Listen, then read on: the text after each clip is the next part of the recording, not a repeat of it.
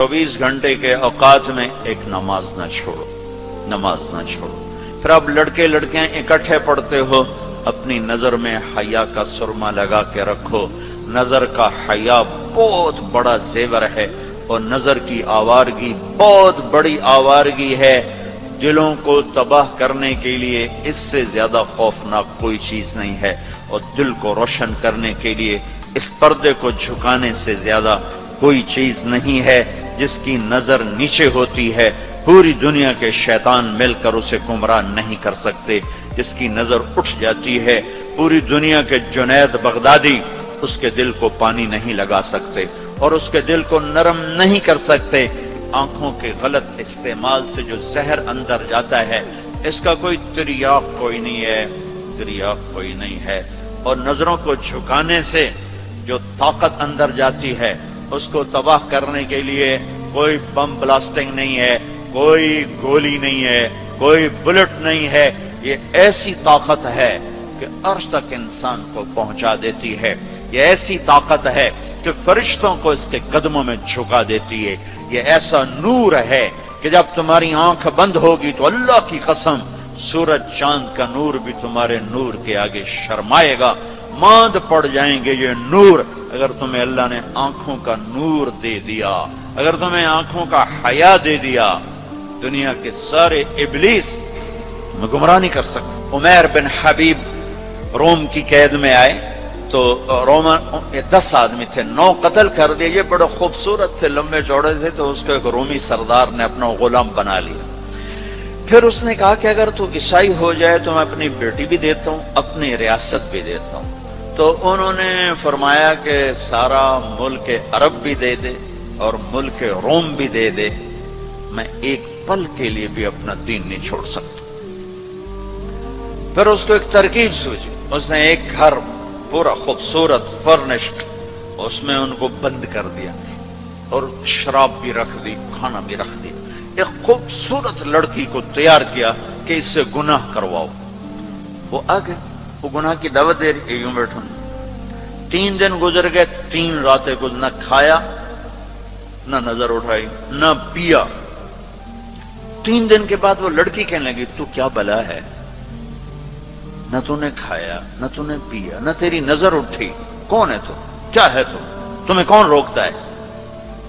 तो फरमाया कि अब तो मेरे लिए शराब भी हलाल है, जिस हाल पर मेरी प्यास पहुंच चुकी, और सूअर पका कर रखा हुआ था कि ये गोश्त भी मेरे लिए हलाल है, जिस सतह पर मेरी भूख पहुंच चुकी है। लेकिन मेरे रब से मुझे हया है जो मुझे देख रहा है। मैं ये काम नहीं कर सकता। लड़की 3 दिन की बजाय 30 दिन यहां बैठी रहे, मैं ये काम नहीं कर सकता। मेरी जवानी अमानत है, इस पे दाग नहीं लग सकता। वो कहने लगी, तेरे जैसे इंसानियत के ताज को मैं कत्ल नहीं होने दूंगी, मैं तुम्हें छुड़ाऊंगी। बाहर निकल के कहने लगी, सरदार तूने मुझे किसके पास भेजा है? लोहा है, ना खाया ना पिया, या पत्थर है कि एक दफा उसने नजर उठा के नहीं देखा, मैं कहां से उस पे हाथ डालती। और फिर रात को आई, एक थैले में कुछ खाना और एक मशकीजे में थोड़ा पानी, और उसको चुपके से निकाला। कहा ये देखो तारा, कुतुब सितारा देखा, कहा इसको यहां रखना कंधे पर और चलते रहना। रात को चलना, दिन में छुपना। अगर इसको तुमने इस सीधे कंधे के साथ रखा तो एक दिन तुम इराक पहुंच जाओगे। ये किरदार था जिसने सहरा नशीनों को कैसर और किसरा के ऊपर झंडे गाड़ने की ताकत अता फरमाई, तौफीक अता फरमाई और कुव्वत और कुदरत दी। अपनी 24 घंटे की जिंदगी में तुम्हारी हॉस्टल लाइफ है, पार्टियां ना बनो। मेरे देश को मजहबी नफरत ने भी बर्बाद किया है और सियासी नफरतों ने भी बर्बाद किया है। सारा मुल्क जवाल का शिकार है। मैं सियासतदानों का सिर्फ गिला नहीं करता हूं, मेरा तो रेडी पे सेब बेचने वाला भी बददियानत है, खाइन है। تو میں سیاستدانوں کا گلہ کیا کروں، میں افسران کا، بیوروکریسی کا رونا کیا روں؟ ہمارا تو چپڑاسی بھی بددیانت ہے۔ اللہ اس کے رسول کی غلامی کو ڈھونڈو ڈھونڈو، مذہبی نفرتوں کا شکار مت ہو۔ ہماری نسلوں میں بڑے دکھ سے یہ باتیں کہہ رہا ہوں کہ جیسی نفرت میں نے پاکستان میں دیکھی ہے مذہب کی، پوری دنیا میں کہیں نہیں دیکھی۔ مذہب کا اختلاف کب نہیں تھا؟ میرے نبی کی موجودگی میں صحابہ میں اختلاف تھا، نبی کی موجودگی میں اختلاف تھا۔ اختلاف ختم ہی نہیں ہو سکتا۔ محبت کرنا سیکھو، محبت کرنا سیکھو، محبت کرنا سیکھو۔ تم اپنے نبی کی سیرت اٹھا کے دیکھو، منافقوں کو گلے لگایا۔ عبداللہ بن ابی مرنے کے قریب ہوا۔ عبداللہ بن ابی غلیظ ترین انسان اور جہنم کے سب سے نیچے۔ ابو جہل اوپر ہے، عبداللہ بن ابی نیچے ہے۔ ابو جہل اوپر ہے، عبداللہ بن ابی اس سے نیچے ہے، لیکن اس نے اسلام کا لبادہ اوڑھا۔ میرے نبی کا عام آدمی، میرے نبی کو تو سارے منافقوں کا پتا تھا کہ کون کون ہیں، باقی صحابہ کو نہیں پتا تھا کہ کون ہے، لیکن عبداللہ بن ابی کے بارے میں سب کو پتا تھا یہ منافق ہے۔ اس کے بیٹے آ گئے، وہ صحابی تھے، کہ یا رسول اللہ میرا باپ مر رہا ہے، آپ جنازہ پڑھائیں گے؟ کہاں پڑھاؤں گا؟ تو اس کے کفن کے لیے آپ اپنا کرتا دے دیں گے؟ کہاں؟ آپ نے اپنا کرتا اتار کے دے دیا۔ آپ کہتے ہیں میں منافق کے لیے کیوں کروں؟ کرتا دے دیا۔ وہ مر گیا تو اس کے جنازے پہ کھڑے ہو گئے۔ حضرت عمر سامنے آ کے کھڑے ہو گئے، یا رسول اللہ یہ کون ہے پتہ ہے؟ کہاں پتہ ہے؟ کہا تو اس کا آپ جنازہ کیوں پڑھا رہے ہیں؟ کہا میرے اللہ نے مجھے ابھی تک روکا نہیں، یوں کہا ہے پڑھ یا نہ پڑھ میں معاف نہیں کروں گا، میں پڑھتا ہوں شاید اللہ معاف کر دے۔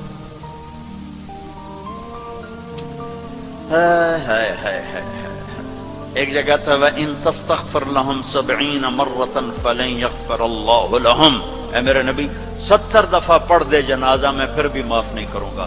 تو میرے نبی نے فرمایا ہے اگر میرا اللہ کہتا کہ اے میرے محبوب اگر آپ 70 دفعہ ان کے لیے دعا کریں گے جنازہ میں معاف کر دوں گا، تو ہم نے کہا میں اس کم بخت کا 70 دفعہ جنازہ پڑھا دیتا ہوں، اس کے امتی ہو کر سلام کا جواب نہ دیں، ایک دوسرے کے پیچھے نماز نہ پڑھیں اور کفر کے فتوے لگائیں، اور آپ نے پڑھا دیا اور فرمایا ابھی مجھے اللہ نے روکا نہیں، اختیار دیا ہے شاید بخشا جائے۔ وہ اس کی میت کو لے کر گئے، وہ جلدی نکل گئے، اب ذرا پیچھے رہ گئے، تو اس کو قبر میں اتار دیا تھا، ہم نے کہا باہر نکالو، اس کی میت کو باہر نکالا، اپنا لعاب اپنی انگلی پہ لگایا اور اس کے منہ میں ایسا ڈالا کہ شاید اللہ اس کی تو فعل ہی اس کی بخشش فرما دے۔ اس منظر کو دیکھ کر 100 منافق کلمہ پڑھ گئے، 100 منافق کلمہ پڑھ گئے۔ میرے بچوں ایسے علماء کا اعلی کار مت بنو جو تمہیں دست و گریباں کر دیں، جو تمہیں مسلمان کو کافر پیش کریں۔ مسلمان بنو، مومن بنو، مسلمان بنو۔ اللہ نے ہمارا نام یا مسلم رکھا یا مومن رکھا، میرا تیرا تعارف ایمان ہے، اسلام ہے۔ ایک دوسرے سے ایسی نفرت، امت تو ختم ہو گئی، گروہ بن گئے، فرقے بن گئے، ٹکڑے ٹکڑے ہو گئے، تو اللہ کی مدد کس پر آئے؟ کس پر آئے؟ کیوں آئے؟ ادھر مذہب کے نام پہ نفرت اور ادھر تہذیب کے نام پہ ننگا پن اور ناچ آوارگی، کدھر اللہ کی مدد آئے؟ مسلمان بن کے رہو اپنے حوصلوں میں۔ تمہارے ان بچوں میں کوئی آپس میں لڑا ہوا ہو، ابھی اٹھ کے گلے لگنا، کہ میرے نبی کا فرمان ہے 2 مسلمان لڑ پڑیں پھر 3 دن تک صلح نہ کریں تو میری طرف سے یہودی مریں، عیسائی مریں، مجھے ان کی کوئی ضرورت نہیں ہے۔ اور ہر پیر اور جمعرات کو اللہ کی بارگاہ میں اعمال پیش کیے جاتے ہیں، اعمال پیش کیے جاتے ہیں۔ جب 2 مسلمان، 2 عورتیں، 2 مرد دو نوجوان، دو لڑکیاں، دو لڑکے، دو بھائی، دو پڑوسی آپس میں لڑے ہوئے ہیں، سلام دعا نہیں ہے، جب تک یہ توبہ نہیں کرتے مجھے ان کا کوئی عمل قبول نہیں ہے۔ میرے بچوں، میں نے حوصل لائف گزاری ہے، ہم تو جانور تھے، اور اس زمانے میں ایسے تبلیغ کا کام بھی نہ تھا۔ میں نے تمہیں پہلے بتایا کہ 2-3 لڑکے اقبال ہاسٹل کے لان میں نماز پڑھ رہے ہوتے تھے، وہ باغیچے میں، نماز کا کسی کو پتہ ہی نہیں تھا۔ اب تو ماشاءاللہ بہت بہار ہے، لیکن ایک بات یہ تھی کہ مذہب کا بھی پتہ کوئی نہیں جانتا تھا، فرقہ کیا ہوتا ہے، اور یہ وہ فرقہ ہے، یہ وہ فرقہ ہے، سب مسلمان بن کے رہتے تھے، ہوتے غافل تھے، پتہ کچھ نہیں تھا۔ تو آج تو ماشاءاللہ بہت بیداری ہے۔ اللہ تعالیٰ آپ کو جزائے خیر عطا فرمائے۔ محبت سے رہو، الفت سے رہو، نفرتوں سے۔ ہماری آپس میں لڑائیاں ہوتی تھیں، مذہب کے نام پر نہیں، سیاست کے نام پر نہیں، ویسے ہی وڈا کون ہے، میں وڈو دا میں چودھری ہوں دا میں وڈا ذمہ دار دا پتر، میں وڈے ذمہ دار دا پتر، اس پہ لڑتے تھے۔ ویسے کبھی مذہب کے نام پہ ہوں اور کبھی سیاسی، ایسا کبھی نہیں تھا۔ ہمارے ایک وارڈن آئے، طالب صاحب رحمت اللہ علیہ، بڑے نیک استاد تھے لیکن تھے بڑے سخت۔ یہ استادوں سے کہتا ہوں، ڈنڈے نہ اٹھاؤ، محبت کے پھول دو۔ وہ استاد نہیں ہے جس کے نہ آنے کی کمی طلبہ محسوس نہ کر کہ آج ہمارے ٹیچر نہیں آئے یار، اور جب ٹیچر نہ آئے کہ شکر ہے کوئی نہیں ہے، جان چھٹی۔ اب شکر ہے یونس صاحب دی کالی ٹوپی نظر نہیں آ رہی، جان چھٹی۔ وہ استاد نہیں ہے۔ باپ گھر میں داخل ہو اور بچے ادھر چھپ رہے ہوں کہ ہیڈ ماسٹر آ گیا، پیو نہیں ہیڈ ماسٹر آ گیا ہے، تو وہ باپ نہیں ہے، ناکام باپ ہے، ناکام باپ ہے۔ جس کو دیکھ کر بچے لپکیں نہیں، بڑے یا چھوٹے، جس ماں کی کمی کو اولاد محسوس نہ کرے، جس باپ کی کمی کو اولاد محسوس نہ کرے، وہ ناکام والدین ہیں۔ ڈنڈا، سختی، یہ میرے نبی کا طریقہ نہیں ہے۔ محبت، محبت، محبت۔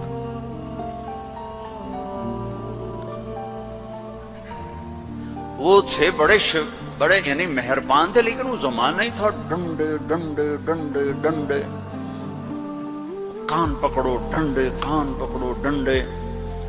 سختی سے بچے جھوٹ بولتے، اور استاد کی سختی سے لڑکا جھوٹ بولتا، والدین کی سختی سے اولاد جھوٹ بولتی۔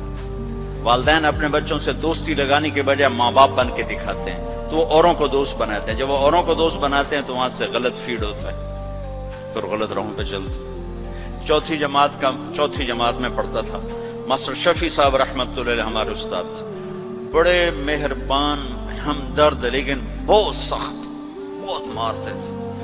سردیوں کے دن تھے اور ہم کوئی 20 لڑکے تھے چوتھی جماعت میں، میں بیٹھا تھا 12ویں نمبر پر، اور انہوں نے سوال لکھایا سلیٹ پر۔ کوئی اوکھا سا سوال تھا، وہ کسی کو نہیں آیا۔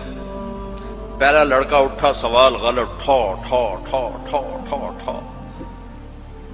میں نے دیکھا مجھے بھی نہیں آتا، میرے پسینے چھوٹ گئے، میں کہہ لے آج خیر کوئی نہیں۔ پھر دوسرے کی باری آئی، ٹھو ٹھو ٹھو ٹھو ٹھو۔ پھر میں نے سوال کو سوچنا چھوڑ دیا کہ میں جان بچانے کے لیے سوچنے لگا کہ آج میں جان کے میں بچاؤں کہ ڈنڈے نہ پڑیں۔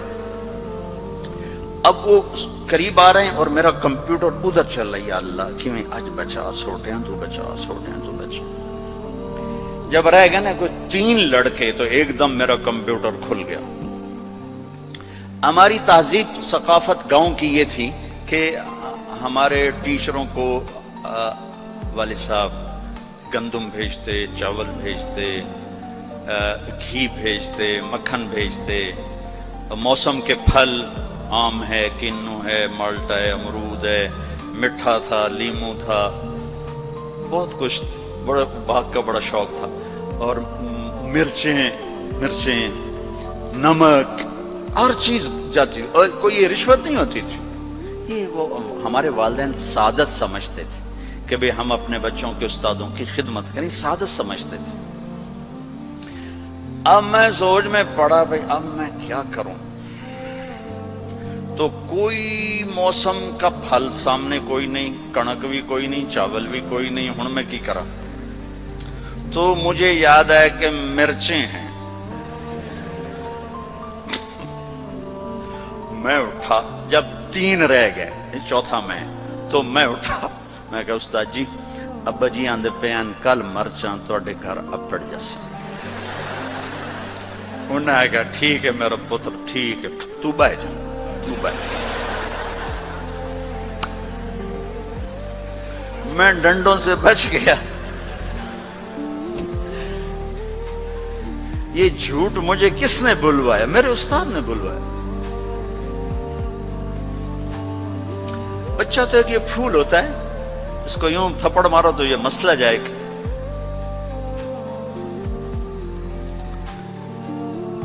اور کسی بھی عمر میں سختی سے نفع نہیں ہوتی، ہر عمر میں محبت ہی ایک ایسا اصول ہے جس سے آپ دلوں کو خرید سکتے۔ سڑکوں پہ چل چل چل عمر گزری، 30 سال ہو گئے سفر کرتے، تو ایک سکیچ میرے ذہن میں بس